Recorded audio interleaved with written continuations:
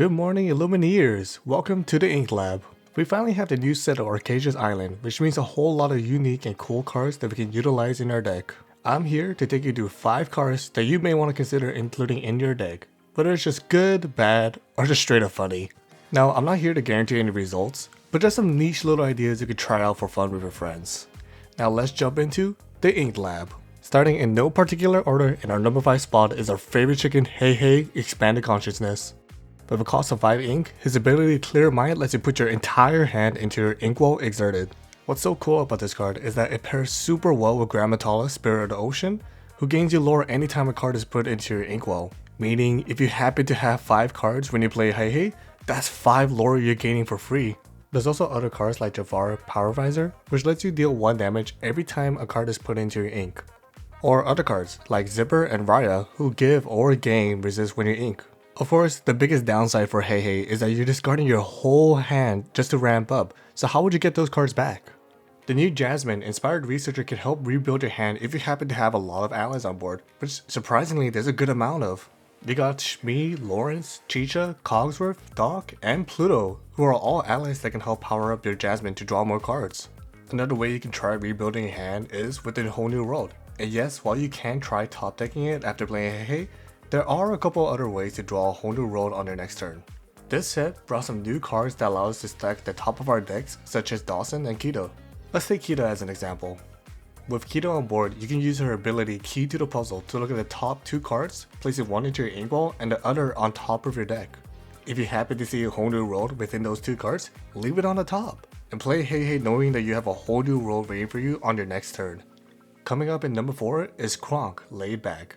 For the cost of 5 ink, Kronk protects your hand from any discard effect with his effect I'm Loving This. Now, back in Shimmering Skies, we had a similar card called Magica Dispel, who had the same effect but just on your opponent's turn.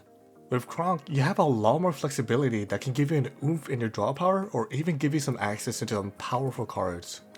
Cards such as Megara, Captivating Cynic, or Shere Khan in Famous Tiger are cards with some amazing stats, but at the cost of discarding one or even your whole hand just to play. However, with the new Kronk play, you can just play these cards without the drawbacks.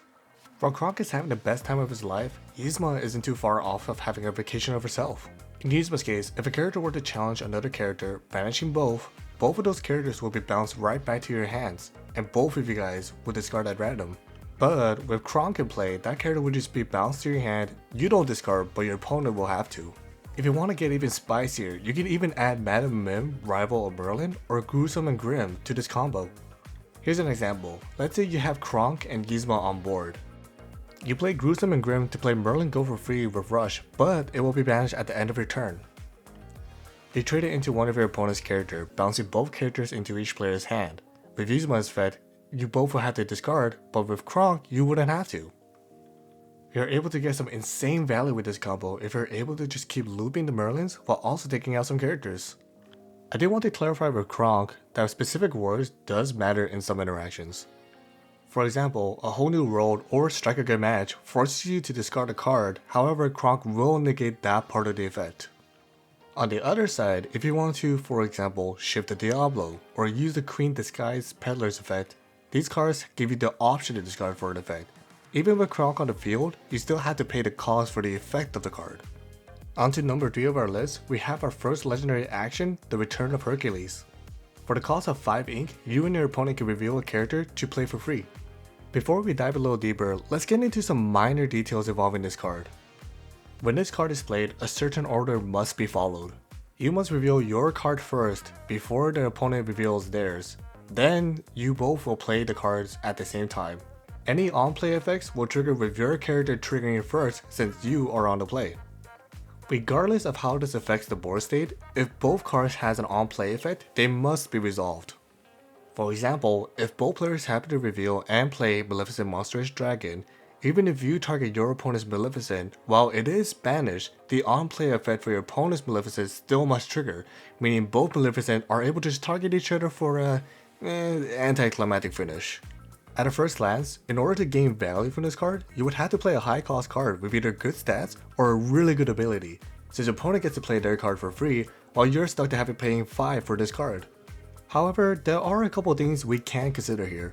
With the color Emerald, there's a lot of cards that helps you discount the cost of actions.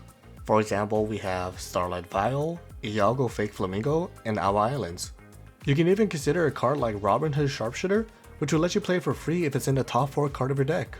With cards like Diablo Maleficent Spy, Ursula Deceiver, or the Bare Necessities, you can see your opponent's hand and then decide if you want to play the card. If your opponent doesn't have any good high cost character, you can play it, or you could even play it if you have a card that would counter their pick of choice.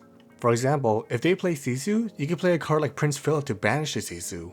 Something to also consider is that depending on the board state, it's possible to protect the card you decide to play. Let's say for example, you have Prince Philip, Warden of the Woods on the board. If you decide to choose any hero character for Herc's effect, Prince Philip will protect it from being targeted. Next up on the number 2 spot, we're going to back to a card I already mentioned, and that's Kita, Creative Thinker. Now, personally, I'm a huge fan of top decking, but what's better than just randomly top decking? Stacking the top of your deck to your advantage. Kita's ability, Key to the Puzzle, lets you look at the top 2 cards of your deck, putting one into your Inkwell Exerted and the other right back on top of your deck. The fact that she also has Ward means that she's almost guaranteed to pull off her effect at least once, and that's all you need sometimes. Some of the cards that would go super well with this card is Mulan Reflecting, Mufasa Betrayed Leader, or Oswald the Lucky Rabbit. Now let's see how these 3 cards can interact with Kita. Starting with Mulan, whenever she quests, she's able to play any song for free as long as it's on top of your deck. That's including those Sing Together cards that the game happy to forget about. So let's say with Kita's effect, you happen to find a dig a little deeper with those 2 cards. Place that song on top of your deck and have Mulan quest to play the song for free. Let's move on to Mufasa Betrayed Leader. When Mufasa is banished, you can reveal the top card of your deck and play it for free if it happens to be a character. Again, with Kita's effect, if you find something like a Hades, a Tamatoa, or even another Mufasa, you can leave one of those big boys on the top of your deck. Then have your Mufasa the quest for your opponent to guess what the top of your deck is, or just swing with your Mufasa to have an immediate effect. Finally, with Oswald, we all dreamed of using Oswald's ability Favorable Chance just to get a free lucky dime.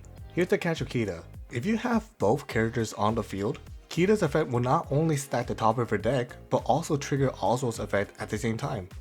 Pair this with Dawson or even Water Has Memory, and you might even be able to get 2 lucky dimes since you didn't even ink that turn. Finally, last but not least, we have Bolt Superdog.